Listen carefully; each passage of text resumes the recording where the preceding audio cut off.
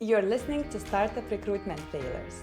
Behind every successful founder lies a tale of recruitment ups and downs.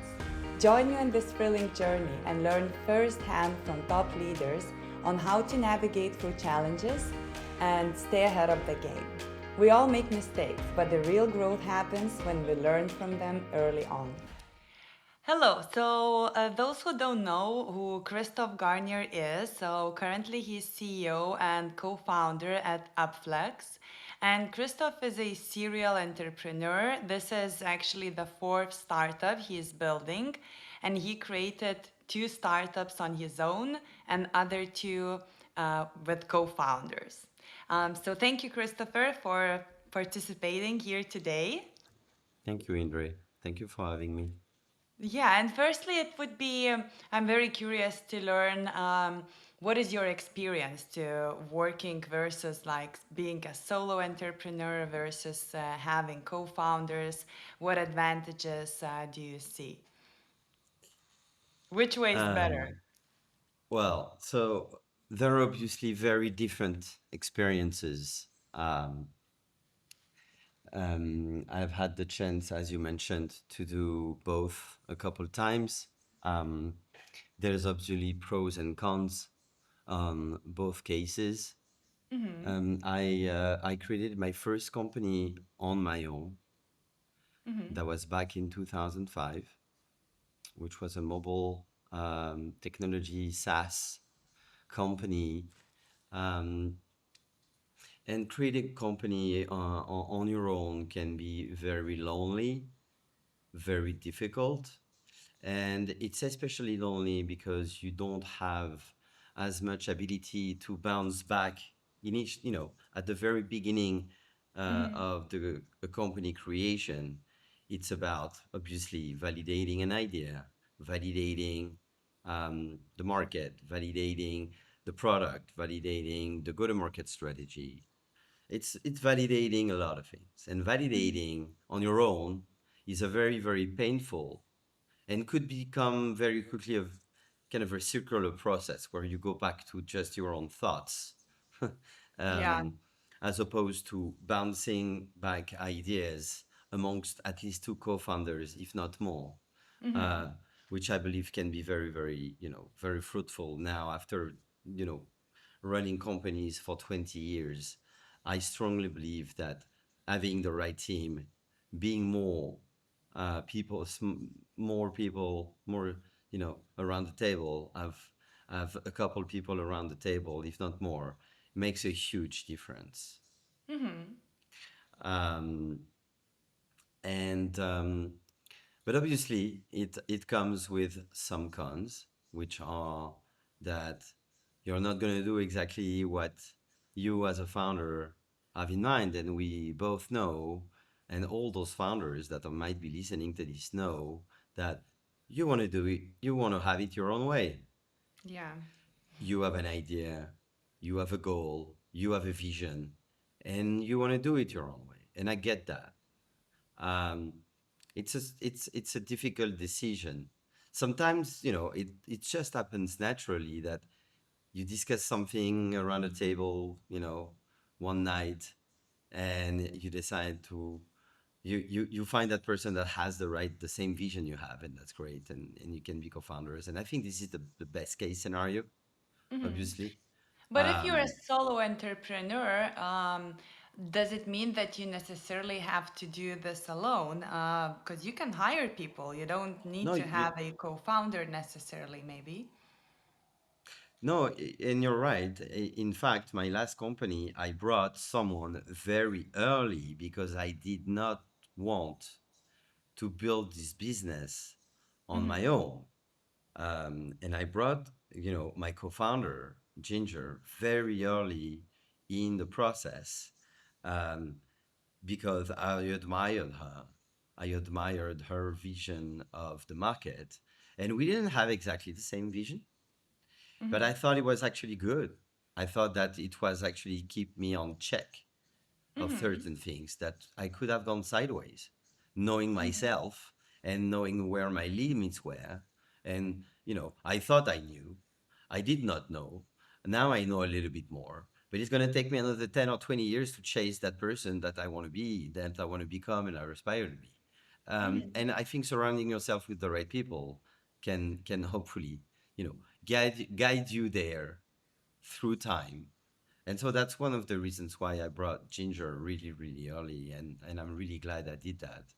Um, she's been an incredible, you know, team player, co-founder, manager, chief people officer, and she brought many, many different things that I could have never brought to the company, never. Mm-hmm. Okay. Um, but in the meantime, many, many times we had some, some issues not seeing things the same way, and that's what you have to deal with when you have co-founders.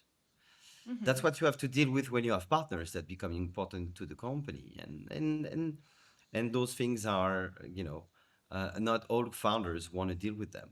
I mean, we see in the media many solo founders that have very, very strong delta personalities, and they just don't want to deal with these type of things. And so those are the pros and cons. Do you want to be the only and sole decision maker with your board? Mm-hmm. Um, or do you want to discuss, and do you want to share those decisions um, with a few more people around the table at your management meetings? Um, Mm-hmm. and there are obviously there is obviously different shades of both in between. There is obviously solo founders that surround themselves very well and that work with their team in making decisions. So, you know, I think you can make it work. Mm-hmm. It really depends. Um, it depends on your personality, and it depends on your willingness to share and listen, I guess, also. Mm-hmm. I think that, looking from the perspective that we are human beings, so we are like social people, and we want, to have partners and don't feel lonely and have support. And so, in theory, I guess we all founders believe that it's so good to have a partner who could challenge our vision or ideas and then maybe bring something new to the table.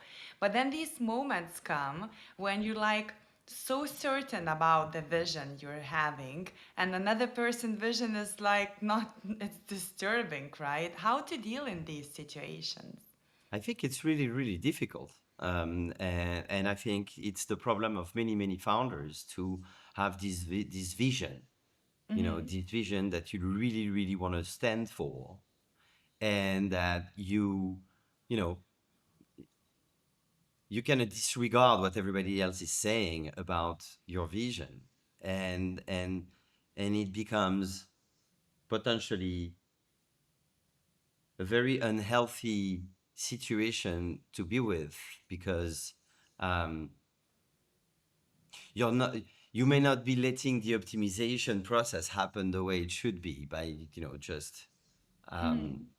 learning about you know what feedback how feedback can contribute to your product, to your go to market, to whatever it is.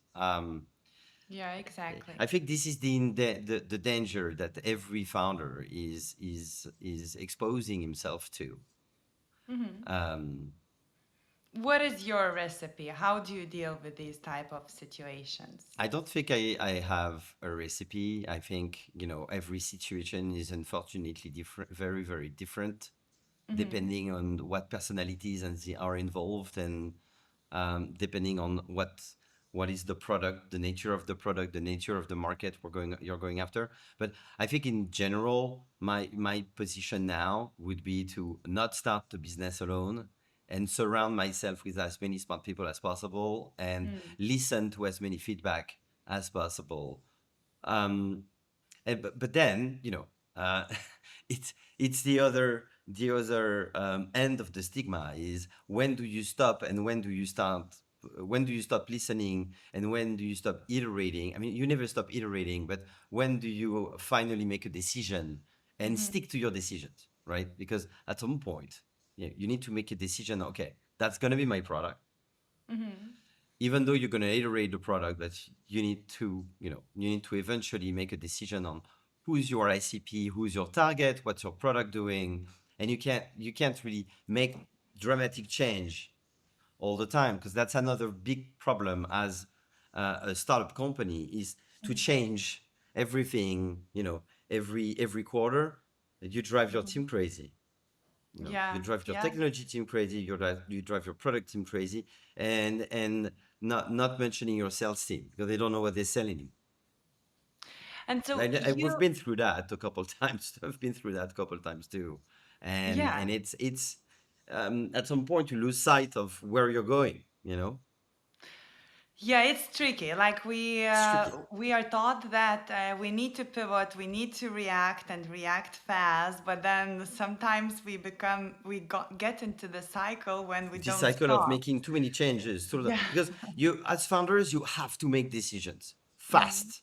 I mean, there is no question about it.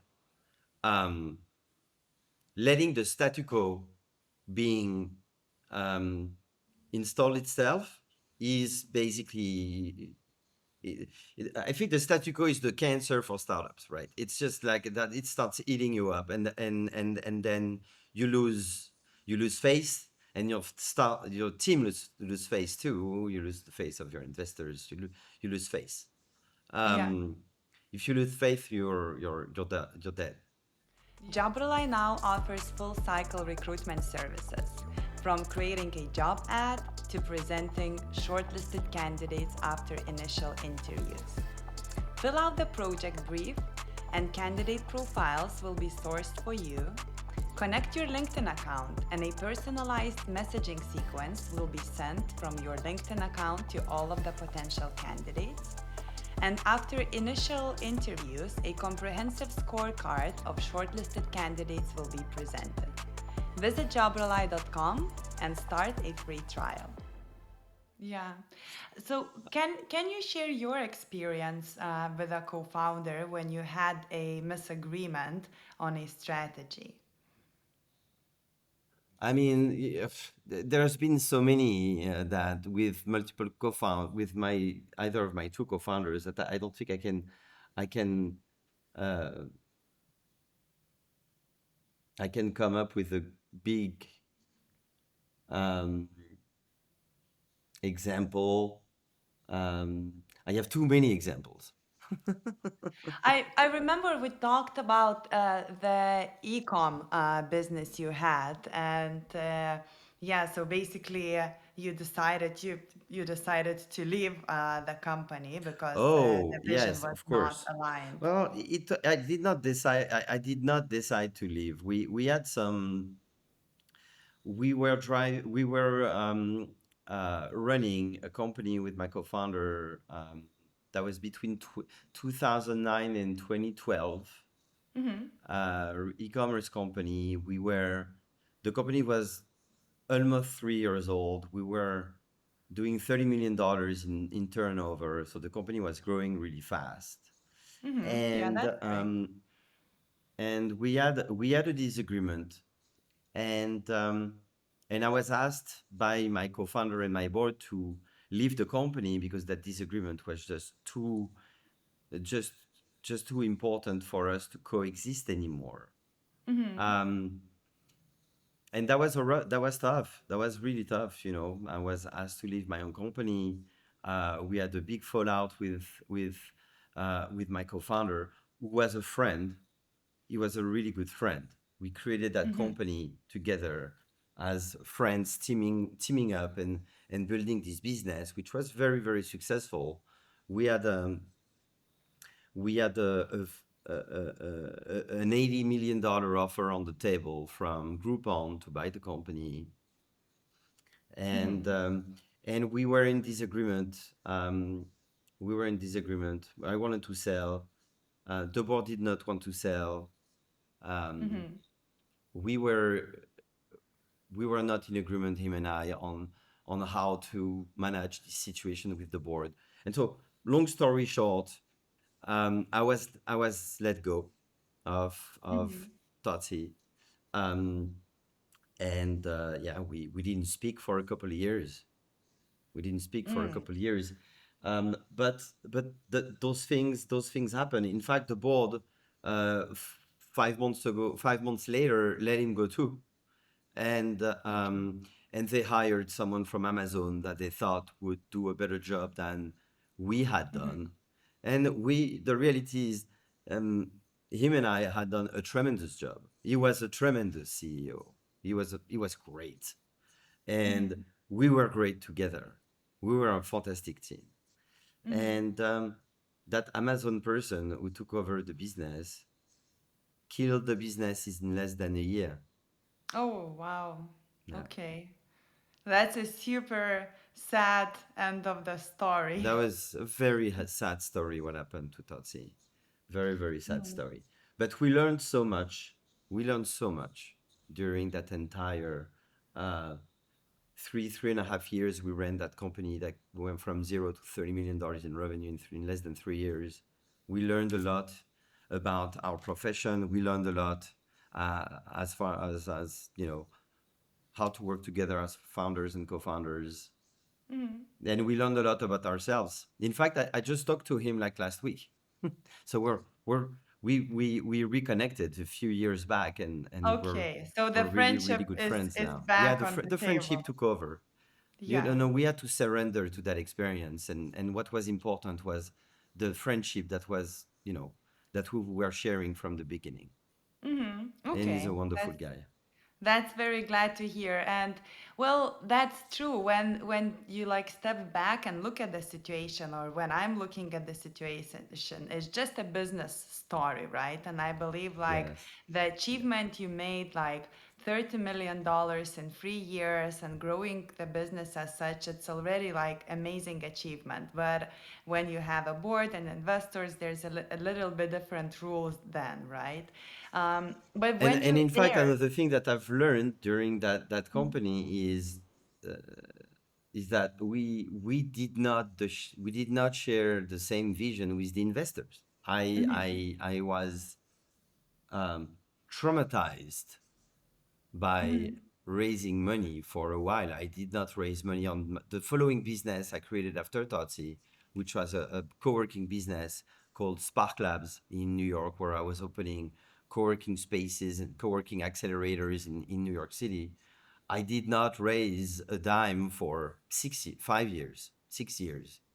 Okay, so it was like a really huge effect after the It previous it did experience. affect me a lot, and I was really, yeah, I was burned out on about raising money. Hmm. How do you think other founders could avoid choosing wrong investors? Are there like any things they could check in advance, like, or they should take this thing slower and, I don't know, analyze things more? What would be your insights about this? Yeah. There is so many different questions at different stages of the company when it comes to investors. I think it's really important, number one, um, to have a vision, to find investors that have a vision for the market you're in and have some experience. Mm-hmm. Um, Having investors that can discuss, that have a formed discussion, a formed vision, a formed opinion on what you're doing, and that have somewhat a converging experience based on past investments or based on the fact that they've been in this industry before being investors. Um, I think that goes a long way if you want to. If you want to have investors that can bring additional value than just cash. Um, Mm-hmm. and Having investors, the venture capitalists in general have certain dynamics and mandates that don't necessarily align with what you're doing as a founder, as a company Mm-hmm. founder, and you have to be aware of that. I think it's really Mm-hmm. important to understand what you are up against when you play with venture capitalists in general. There are some exceptions, but most of them, they have a mandate. There is a window by which they need to be um, they need to be getting money back to LPs. You need to really understand those windows, um, because otherwise you might be left with having some very difficult board members to deal with, if your Mm-hmm. company is just not exploding within 4 years, 5 years. Most companies take 8 years, 10 years, Mm-hmm. and that's the reality. It's not the companies you see in the media, Mm-hmm. the 0.2% of companies that make it in the media at $1 billion valuation. So you gotta be really aware of that, which Mm-hmm. is why um, it's really important to have those discussions with investors and understanding their mandates if they are venture capitals. Sometimes Mm-hmm. the reality is that um, a lot of entrepreneurs are too shy to ask these questions, but they are really, really important.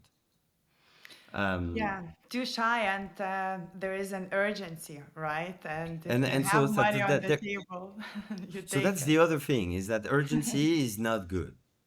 You Mm. should be raising money when you don't need it, and I've learned that the hard way, really. Mm-hmm. um, Raising money when you have like 6 months of cash is a huge mistake. You're gonna Mm-hmm. be eaten up alive. You're gonna get really bad terms. You're gonna accept terms you really don't want to, just because you are in that position. So I think it's really, really important to always raise money when you actually don't need the money now, but Mm-hmm. but you are at ease with enough cash to take the time to raise money at the terms you want to raise money at, Mm-hmm. and make sure that you are always ahead of the game, not at the end of your runway. I mean, I've been in both positions, and honestly, they make a huge difference, Mm-hmm. a huge difference.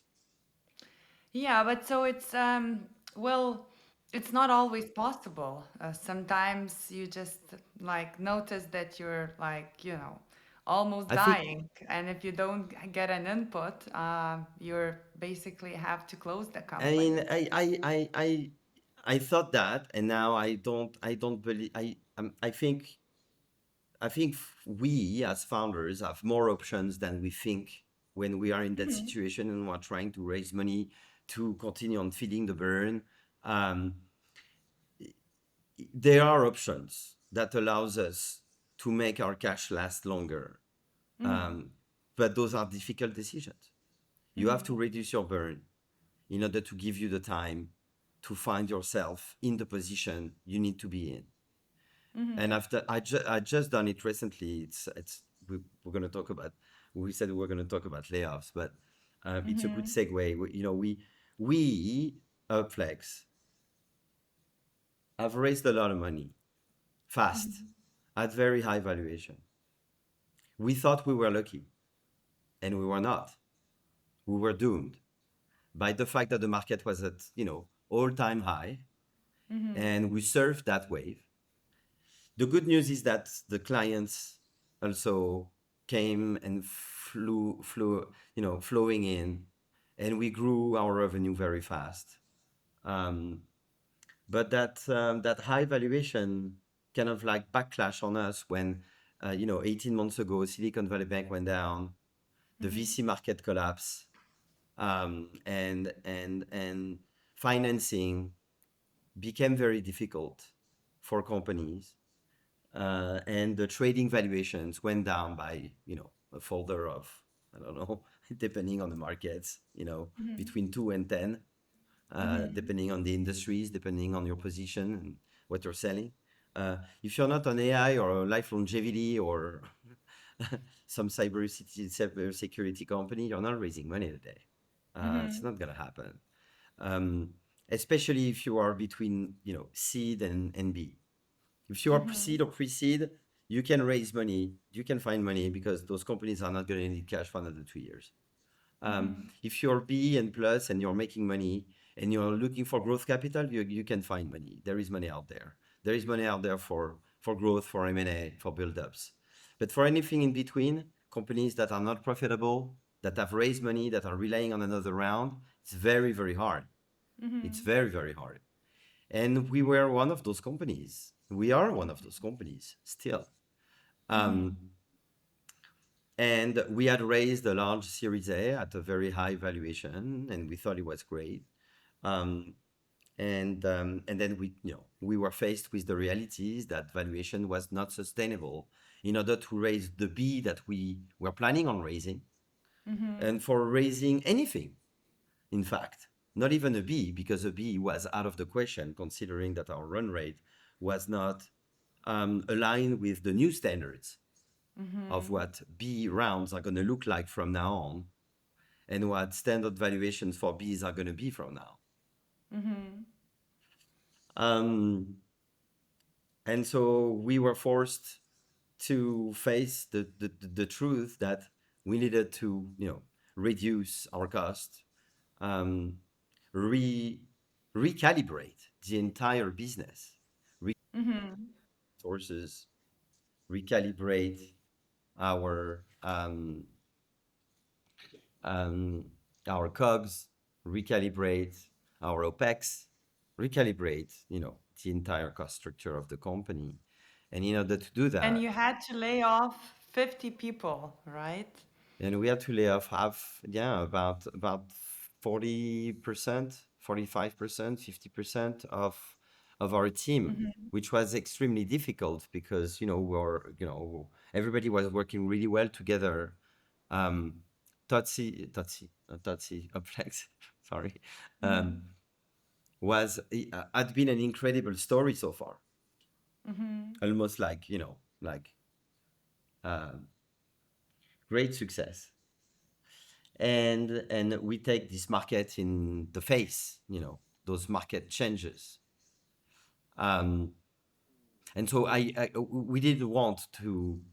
We were, when I say we, is me, my co-founder, a few top manager were like, we can't really get rid of all those people. It took, we love working with them. They're all great people.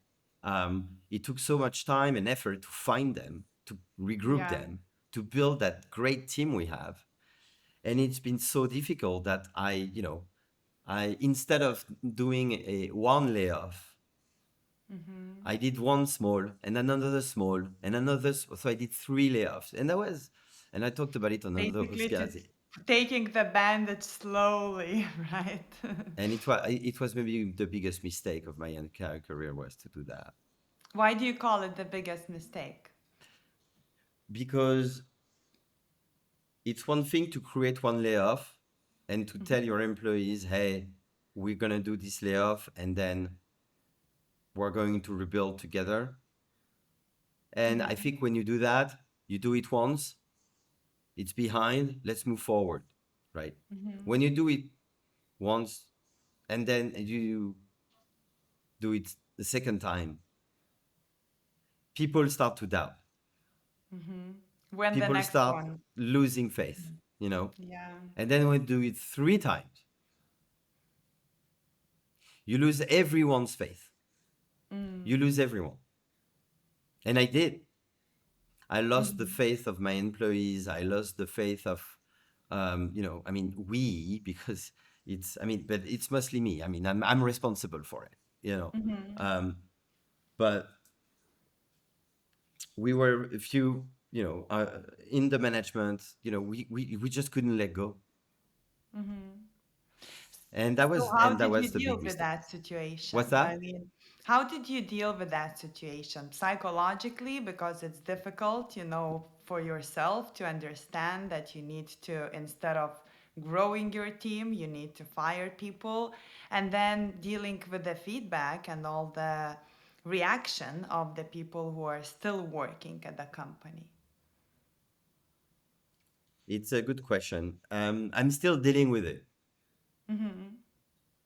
both psychologically and emotionally, and with my team, and so is my team, and so is my co-founder, and so are a few people in the team, in the management, who are still dealing with that, because they care, because they are good human beings, and because it's really important to, um, it's really important to not forget, the people who have contributed to the business. But we have to continue on moving forward and looking, to looking at what we're building and how we are now going to build now that we are half the people.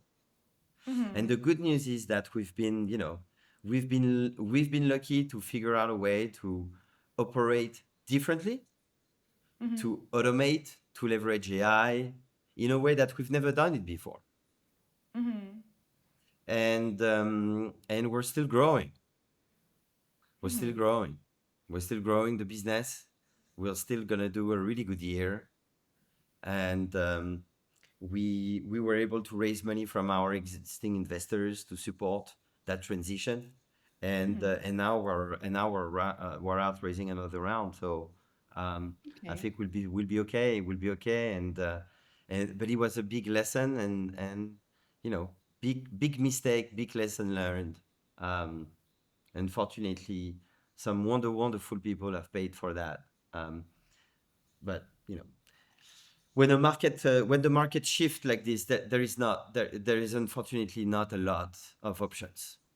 This is And what I and wanted to say because, like, it's sometimes we cannot control environment there and is no things you happening, can't right? control the market conditions. I mean, the market Exactly. So it crashed. just happens, and then we need to deal with that.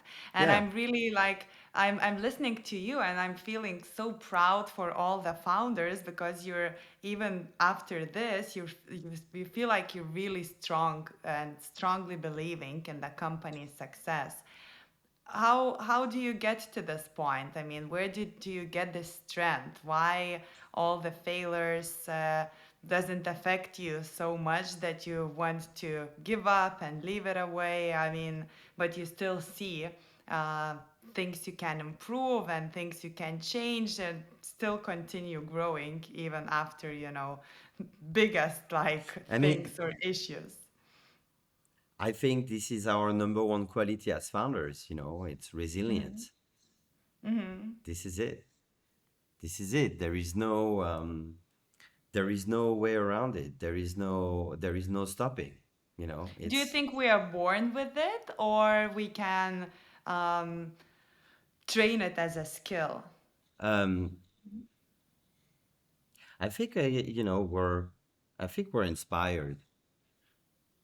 I think we're inspired. That's what I think. I think we're inspired by people around us. I think we're inspired by meeting people that are doing wonderful things, and I think the world is inspiring, by many aspects. Um, So I think it's inspiration. Are we a little bit more leader than others from the get-go? Yes, yes, maybe. I mean, you always see the kid that leads the pack, or the kid that is always um, having a bigger mouth than others. Um, but it's not always that one that builds the biggest company or the best company or that builds the most significant and impactful projects. So I'm not sure if it's something you're born with, but I think inspiration has a lot to do with what you eventually do with your life. Yeah, and I'm very grateful for you and other founders who come and talk out loud, and especially on this podcast, right? And sharing all the things and still sharing them with a smile, right? So this happened and they're still smiling. So I guess it's really supporting others if they're in similar situations here. I agree. So, so to finish up, the Christoph, I always ask all my guests, like, so you have a lot of experience in various situations, but if imagine a young, nearly like recently started new founder would come to you and would ask for the key advice before starting and founding the startup, what would be your main advice to them? The main advice by far is surround yourself with the right people. I think as long as you are surrounding yourself with the right people, you're having conversations, you're picking the brain of interesting and knowledgeable people around you. I think this is the most important thing. The wonderful thing is there is this incredible knowledge base, this incredible capital for good that people have, and it's important to download as much of it before you can form decisions of your own. Great, awesome. I love it. As a people manager and working with humans, I love this one because at the end, all the companies are groups of people, right? So Yes, it comes down to it's human capital. inevitable. Absolutely. Yeah. Yes. Thank you so much, Christophe, for your time and openly sharing your stories and experience. Thank you, Andre. Thank you for having me. I'm going to see you on Thursday at your event. Yes. Thank you for listening. If you enjoyed this episode, please hit subscribe on the media of your choice. You can find us on Spotify, Apple, and YouTube. And if you need help with your recruitment, please visit jobrely.com.